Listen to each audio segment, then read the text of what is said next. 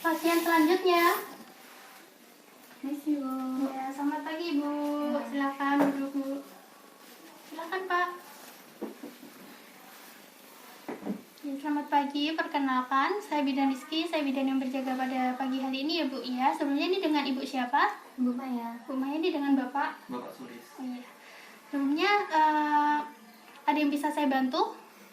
Iya Bu, jadi kami tuh belum lama kan habis menikah. Iya. Terus ini saya ingin mengetahui tentang persiapan kehamilan dan juga ingin mengetahui persiapan menjadi orang tua itu seperti apa. Oh iya, berarti ini menikahnya baru berapa lama Bu? Baru 2 bulan. Oh 2 bulan ini Bu ya.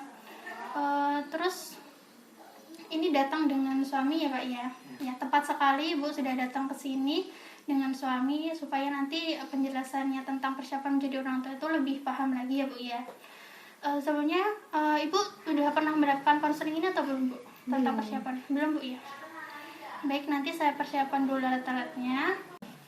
Baik Bu, nanti akan saya jelaskan mengenai prosedur dan langkah-langkah menjadi persiapan menjadi orang tua itu seperti apa. Tujuannya Bu nanti tidak salah langkah lagi Bu ya untuk kedepannya.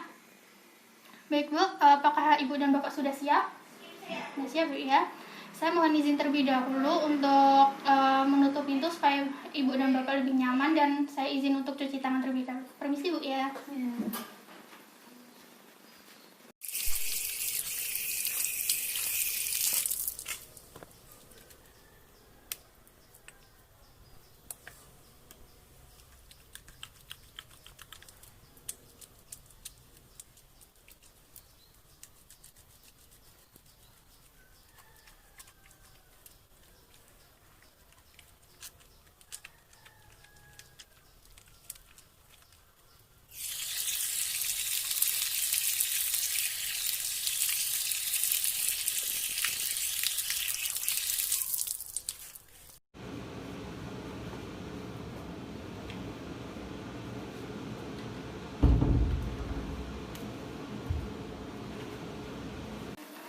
Baik Bu, ini akan saya lanjutkan ya Bu ya.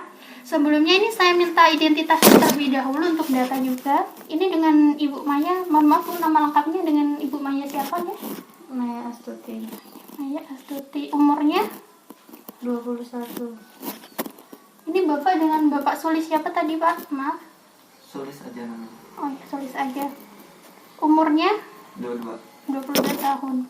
Ini Bu agamanya Islam ya Bu ya. Sukunya Jawa. Jawa asli Bu ya. Golongan darah Ibu sudah tahu? AB. AB. Bapak? Belum tahu. Ya nanti mungkin setelah ini dicek ya Pak ya, untuk nanti persiapan mungkin saat sewaktu-waktu diperlukan. Pendidikan terakhir Ibu? SMA. Bapak? SMA juga. Sama juga. Apakah Ibu bekerja Ibu? Tidak. Oh enggak. Bapaknya? Bekerja wirausaha. Alamat sekarang Ibu? Mojosongo. Nomor teleponnya? 08 XSS. Baik Bu, sebelumnya apakah Ibu sudah pernah mendapatkan konseling tentang persiapan menjadi orang tua? Belum. Oh belum, baru pertama kali ini Bu ya? Iya. Nah, setahu Bapak dan Ibu di sini persiapan menjadi orang tua itu seperti apa Bu? Yang Ibu pahami itu? Kalau setahu saya ya persiapan menjadi orang tua itu mendidik dan memberikan kasih sayang secara penuh kepada anak. Ya, betul sekali Bu, memang kurang lebih menjadi persiapan menjadi orang tua itu ya tidak lain seperti mengasuh anaknya nanti seperti apa, tapi ada langkah-langkah yang lain yang harus Ibu persiapkan ketika Ibu ingin menjadi orang tua. Nanti akan saya jelaskan ya Bu ya. Nah, ini Bu bisa dilihat dari lembarnya di sini. Tujuan dari pentingnya konseling tentang persiapan menjadi orang tua itu diharapkan nanti ketika Ibu dan Bapak sudah mendapatkan konseling ini, Ibu dan Bapak sudah lebih siap lagi menjadi orang tua.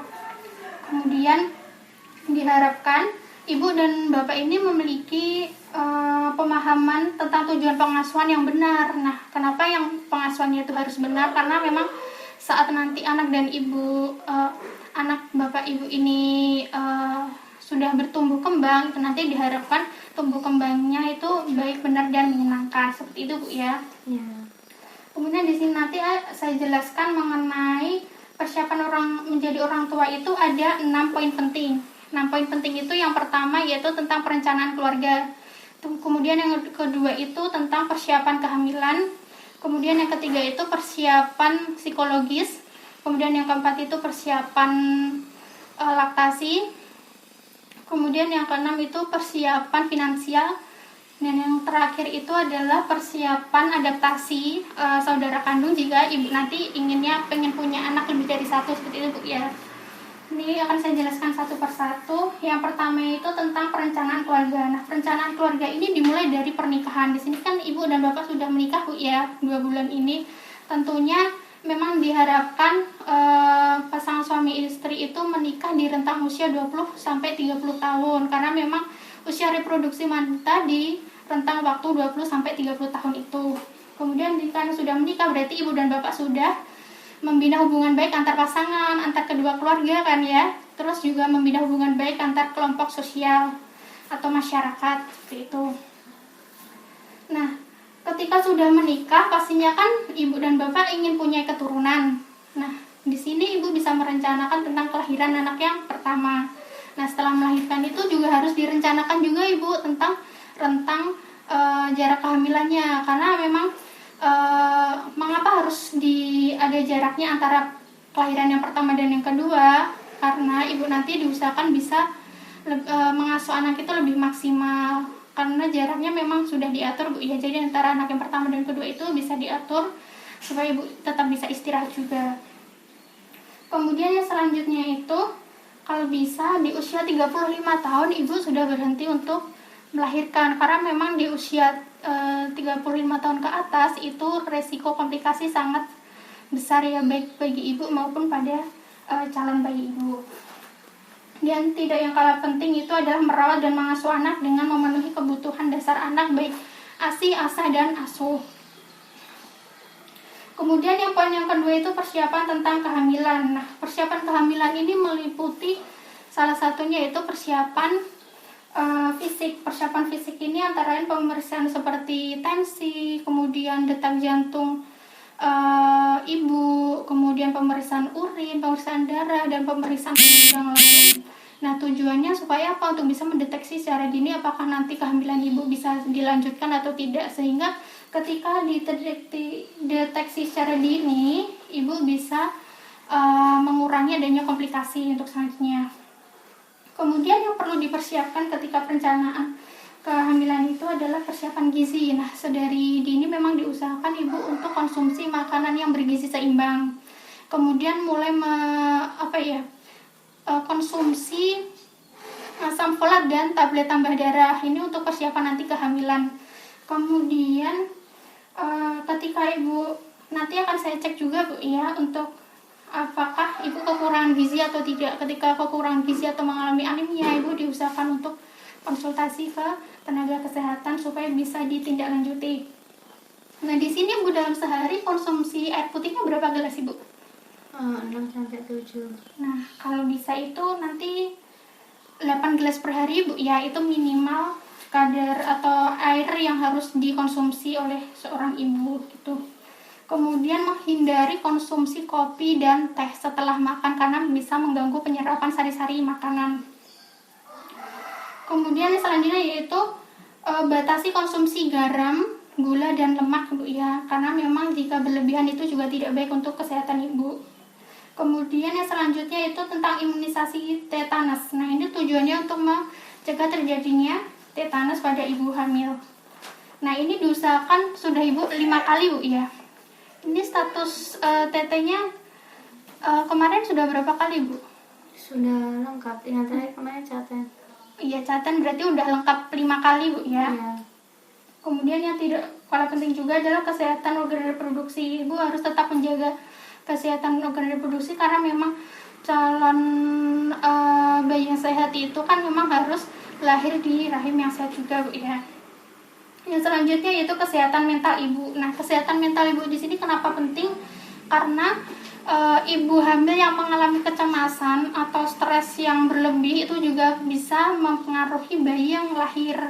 Karena nanti ketika bayi itu lahir, cenderung bayi itu juga cepat atau bisa mengalami stres juga Bu, jadi bisa menurun ke bayinya seperti itu. Nah selanjutnya, di poin selanjutnya ini ada lagi Bu tentang persiapan psikologis. Nah persiapan psikologis di sini adalah kenapa juga penting, karena di dalam pernikahan itu kan pasti ada sekali ya masalah ya, entah itu dari keluarga ataupun lingkungan sekitar. Permasalahan itu pasti tetap ada. Nah di sini Bapak dan Ibu bisa mendiskusikan lebih lanjut mengenai permasalahan-masalah dan tantangan apa saja yang akan dilalui dalam pernikahan. Intinya komunikasi yang baik antar keduanya seperti itu ya.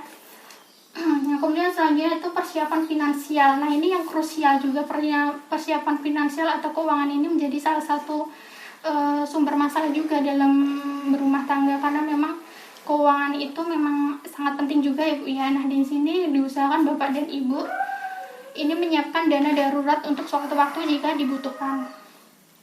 Nah yang selanjutnya itu tentang persiapan laktasi. Nah calon ibu di sini Bu nanti rencananya pengen ngasih bayinya formula atau ASI Bu? Kalau bisa ASI. Ya, berarti pilihannya sudah tepat sekali Bu ya. Nah kalau bisa nanti kalau ketika Ibu pengen memberikan ASI secara eksklusif, berarti dari dini Ibu sudah mempersiapkan seperti nutrisi untuk Ibu, kemudian mempelajari gimana sih caranya untuk menyusui secara benar itu seperti apa, kemudian perawatan payudara itu seperti apa, dan tentunya tetap Bapak ikut memotivasi Ibu ya, karena motivasi yang diberikan kepada Ibu itu sangat penting. Ketika Ibu sudah merasa saya mau memberikan ASI secara eksklusif, itu biasanya akan memberikan energi yang positif dan itu bisa mempengaruhi produksi ASI yang lebih lancar lagi. Nah, pemberian ASI ini diusahakan dilakukan sampai usia 22 tahun ya Bu ya pada anak. Nah, kemudian persiapan yang terakhir itu adalah persiapan adaptasi saudara kandung. Nah, saudara kandung di sini yang dimaksud ketika Ibu pengen memiliki anak lebih dari satu. Nah, itu gimana sih caranya supaya nanti anak yang kedua itu tetap sehat dan anak yang pertama tidak mengalami kecemburuan antar saudara atau sibling rivalry. Itu bisa Ibu ketika kehamilan yang pertama, maksudnya kehamilan yang kedua itu anak yang pertama sudah dikenalkan sedari awal tentang ini adik udah mau punya adik lagi seperti itu. Terus melibatkan anak itu untuk merasakan gerakan-gerakan bayi yang ada di kandungan ibu. Kemudian selanjutnya melibatkan anak membantu mempersiapkan kelahiran. Jadi ketika ibu hamil itu diusahakan melibatkan anak yang pertama supaya ikatan batinnya antar kedua saudara itu bisa terikat. Kemudian selanjutnya itu membantu menyesuaikan perubahan ini. Jadi peran orang tua di sini sangat penting.